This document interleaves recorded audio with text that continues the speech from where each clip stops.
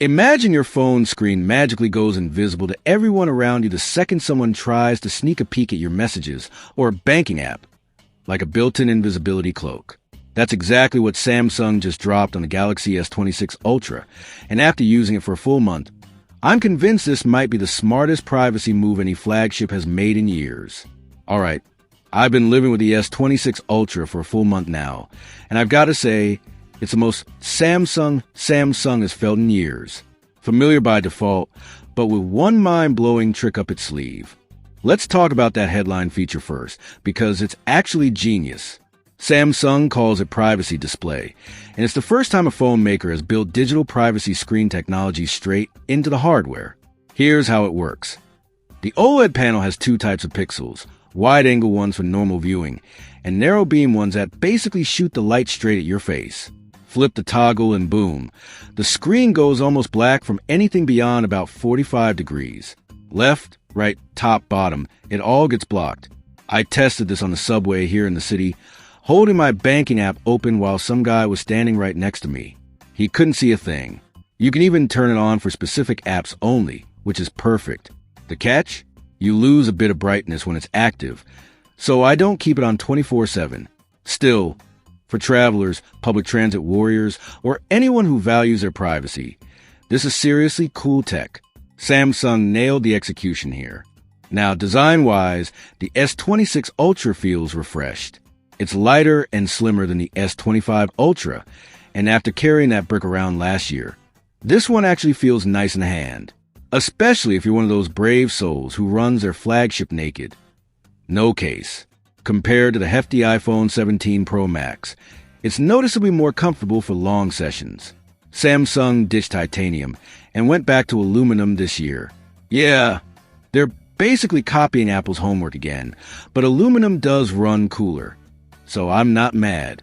The new pill-shaped camera island looks cleaner and more organized, and the whole lineup now has that unified Samsung family look. I've got the cobalt violet color here.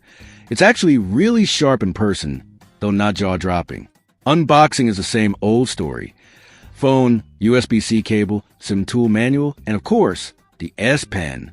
They removed Bluetooth from it last year, and it's still just as basic this time around. No charger, no case, you know the drill. The display itself is basically unchanged, same massive 6.9-inch 1440p panel. Same 2600 nits peak brightness. But that Gorilla Armor anti-reflective coating, still the best in the business. Outdoor visibility is ridiculous. Viewing angles took a tiny hit because of the privacy tech, but you honestly won't notice in daily use.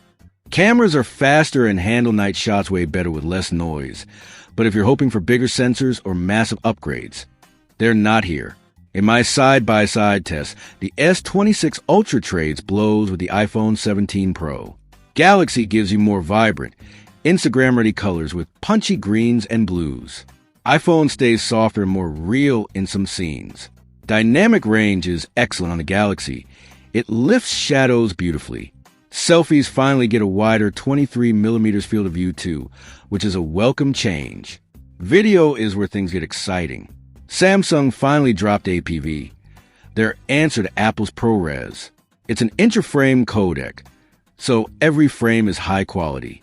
Editing 4K footage feels buttery smooth with zero stuttering.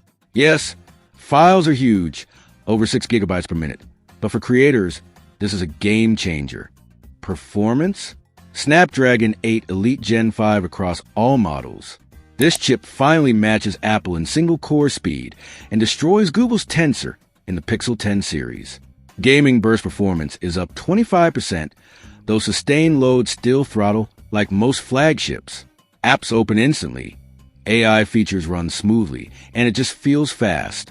Software is One UI 8.5 on Android 16.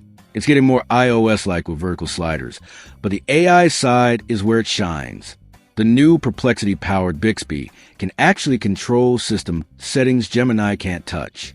Now Nudge tries to be helpful with context-aware suggestions. It's hit or miss for me, but the Gallery AI tools are brilliant. Turning photos into retro anime, watercolor, or oil painting styles looks shockingly good. Battery life is the big elephant in the room. Same 5,000 mAh cell, as the S21 Ultra. 7 years of zero growth.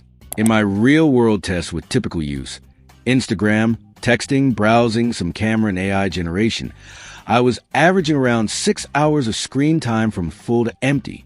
The iPhone 17 Pro Max gave me nearly 9 hours in the same test. It's not terrible, but it's not impressive either in 2026. On the bright side, charging is much quicker now. 60 watts wire gets you to 100% in 49 minutes and 76% in just 30. Wireless jumps to 25 watts too. Still no Qi 2 or MagSafe equivalent, which stings if you prefer going caseless. Speakers sound boomy and fun, louder and more open than the iPhones, though less refined. Haptics are solid but not class-leading. So after a full month, is the Galaxy S26 Ultra still worth your money? Look, at $1,300 for the base 12 gigabytes per 256 gigabytes model, it's not cheap. The lack of big hardware leaps, no massive battery, no sensor upgrades, no magnetic charging, has some fans wondering if Samsung is losing its edge. Even Samsung execs have hinted at bigger changes coming next year. This feels like a hold the line year. But here's the thing.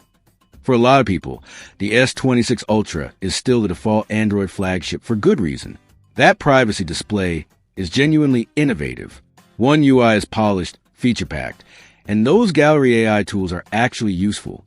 The camera is versatile, performance is excellent, and the slimmer design feels great. If you want the best outdoor screen, top-tier software support, and that reliable Samsung ecosystem, this phone still delivers. But if raw battery life and cutting-edge camera hardware are your top priorities, the iPhone 17 Pro Max or some of the Chinese Android beasts are pulling ahead in those specific areas right now. For me, I'm keeping it. It feels familiar in all the right ways, with just enough new magic to stay exciting. Private by design, familiar by default. That's the S26 Ultra in a nutshell. What do you think? Worth upgrading, or are you sitting this one out? Drop your thoughts in the comments. If you enjoyed this month later deep dive, smash that like button, and I'll see you in the next one.